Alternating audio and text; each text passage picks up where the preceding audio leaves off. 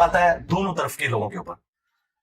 وہ جو پولیس والے اس وقت زخمی ہو کے ہاسپٹلز میں پڑے ہوئے ہیں, یا پی ٹی آئی کے جو جیالے ہیں وہ زخمی ہو کے ہاسپٹلز میں پڑے ہوئے ہیں, ان بیچاروں کا کیا قصور ہے؟ آپ کسی لیڈر سے ایسی اندھی محبت نہ کریں کہ آپ آئین اور قانون کو توڑیں. اور میں سمجھتا ہوں خان صاحب نے جو کچھ کیا اس کی وجہ سے اوور آل جو ہے نا پالیٹکس بدنام ہوئی ہے. کہ آپ دیکھیں حقیقت ٹی وی والوں نے بھی وہ کلپ بغیر کاٹ کے چڑھایا, اور بعد میں نے ان کا شکریہ بھی ادا کیا کہ آپ نے اتنا علمی حوصلہ دکھایا ہے. اس میں نے کہا تھا خان صاحب کو جیل جانا چاہیے, جیل جائیں گے تو بڑے لیڈر بن کے نکلیں گے.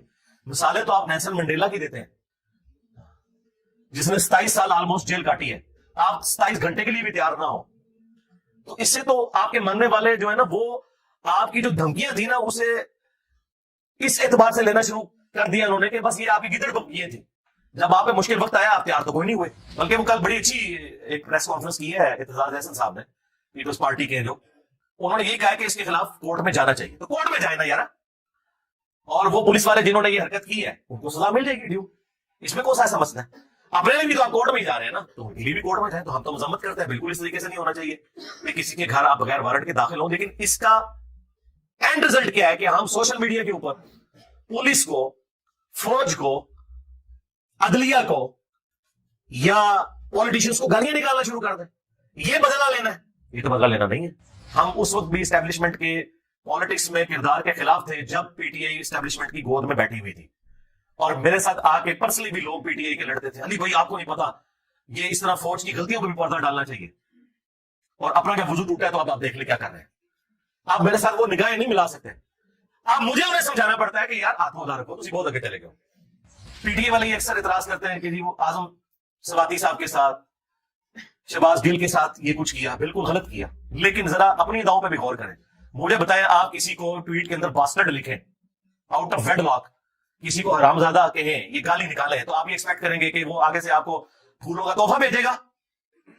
لوگ مجھے آگے سوال کرتے ہیں آپ بھی اسٹیبلشمنٹ کے خلاف بولتے ہیں. میں اسٹیبلشمنٹ کے خلاف نہیں بولتا, میں اسٹیبلشمنٹ کے جو حلف ہے نا اس کے حق میں بولتا ہوں کہ آپ اپنے حلف کی پاسداری رکھیں اور پالیٹکس میں حصہ نہ ڈالیں. آپ مجھے بتائیں یہ گورنمنٹ صحیح مقدمات میں بھی خان صاحب کو کیسے پکڑ سکتی ہے جبکہ فضول قسم کے مقدمات کی بھی سینچری ہونے والی ہے. اگر وہ مقدمات مضبوط ہے تو شاہانہ والا کیس ہو یا باقی کیسز, تو باقی آپ کو کیسز بنانے کی ضرورت ہی نہیں ہے, صرف اس لیے کہ ذلیل کرنا کسی بندے کو کہ وہ ایک عدالت میں پیش ہو تو دوسرے علاقے کی پولیس پیچھے کھڑی ہوئی ہو, جس طرح عمران ریاض خان کو انہوں نے سیر کرائی تھی. تو اس کا مطلب ہے کہ آپ بھی کوئی اینڈ رزلٹ نہیں چاہتے, صرف دوسرے کو ذلیل کرنا چاہتے ہیں, جس طرح کہ خان صاحب آپ کے ساتھ کرتے رہے اپنی حکومت میں نیب کے ذریعے. تو فرق تو کوئی نہ رہ گیا. آپ جو کل تک آئین کی پاسداری کی بات کرتے تھے, فریڈم آف ایکسپریشن کی بات کرتے تھے, تو اب آپ بھی تو اس کو نہیں کر رہے. اور ووٹ کو عزت دو, ووٹ کو عزت دو کہاں رہ گئی؟ اب ووٹ کی عزت تو ختم کر دی.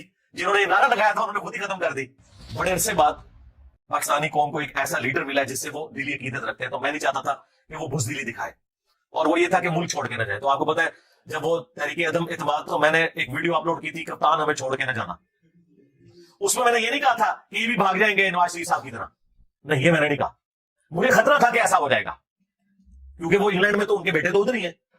تو یہ بات میں اس لیے نہیں کرنا چاہتا تھا کہ اس چیز کے چانسز تھے کہ کوئی دلیری دکھا بھی جائے.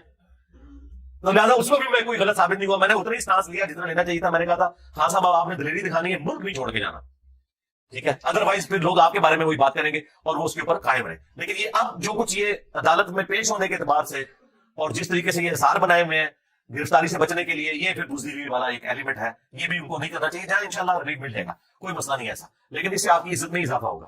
میں نے تو دیکھے وہ فیل بدی اس وقت میرے جملے پتہ نہیں اللہ نے زبان سے نکالے, ان کو شرف قبولیت ہوا کہ اب یہ لوگ کعبے کی چھت پہ بھی کھڑے ہو گئے کہیں کہ ہماری آنے والی نسلوں میں بھی کوئی پالیٹکس میں حصہ نہیں لے گا. تو شاید کوئی عوام مان لے, ادروائز مجھے نہیں لگتا کہ عوام میں جتنی نفرت آئی ہے یہ اب نکل سکے گی. اب لوگ چوک چوراہوں میں ہوٹلوں پہ بیٹھ کے چائے پیتے ہوئے, کھانا کھاتے ہوئے سرے عام فوج کو گالیاں دے رہے ہوتے ہیں, اور یہ بڑا خطرناک معاملہ ہے. کسی ملک کی تباہی کا آغاز یہ ہے کہ اس کی فوج سے اس کی عوام نفرت کرنا شروع کرتا ہے. اور اس میں مجرم عمران خان صاحب نہیں ہے, یہ ذہن میں رکھیے گا. مجرم وہ لوگ ہیں جنہوں نے اتنا عرصہ غلطی کی. عمران خان صاحب تو ریئیکٹ کر رہے ہیں نا, یہ تو ہوتا ہے پھر اس طرح کے کاموں میں بھائی. ہاں, اور خود ایکس آرمی چیف نے آخری تقریر میں کیا کہا ہے کہ ہماری فورس سب سے زیادہ قربانیاں دیتی ہے اور گالیاں بھی کھاتی ہے. تو ہم نے سوچا کہ اس کی ریزن یہ ہے کہ ہم لوگ پالیٹکس میں لچ فرائی کرتے ہیں, آمدہ سے نہیں کریں گے. یعنی انہوں نے بھی مانا ہے کہ یہ ہماری غلطیوں کی وجہ سے ہمارے ساتھ ہو رہا ہے. تو سرکار جب آپ کی غلطی ہے لہذا آپ کے ساتھ ٹرولنگ ہو، گالی گلوچ ہو، تو اس میں کسی لیڈر پہ غصہ کھانے کے بجائے سب سے پہلے اپنے بڑوں کے اوپر غصہ کھائیں. وہ صدر ایوب نے فاطمہ جناح جیسی محسن پاکستان اور پاکستان کے بانیوں میں شامل عورت کو غدار وطن اور انڈیا کا ایجنٹ ڈکلیئر کیا. ٹھیک ہے. پھر ضیاء الحق نے جو یہاں پہ کلاشن کوف کلچر اور شیعہ کافر کے نعرے اور جو کچھ پراکسی وار سعودی اور ایران کی یہاں پہ داخل کی، ہتھوڑا گروپ بنایا. ہتھوڑا گروپ عدلیہ نہیں دوسرا. اور اس کے بعد مشرف نے جو کچھ جو ہے وہ سب سے پہلے پاکستان کے نام کے اوپر جو سیکولرزم اور جو لا مذہبیت یہاں پہ پھیلانے کی کوشش کی، اور جو لال مسجد کا واقعہ ہوا اور اس کے بعد جو ہے وہ خود کش حملہ والا معاملہ شروع ہوا پورے ملک کے اندر. پھر ضرب عزم اور رد الفساد کے بعد کسی حد تک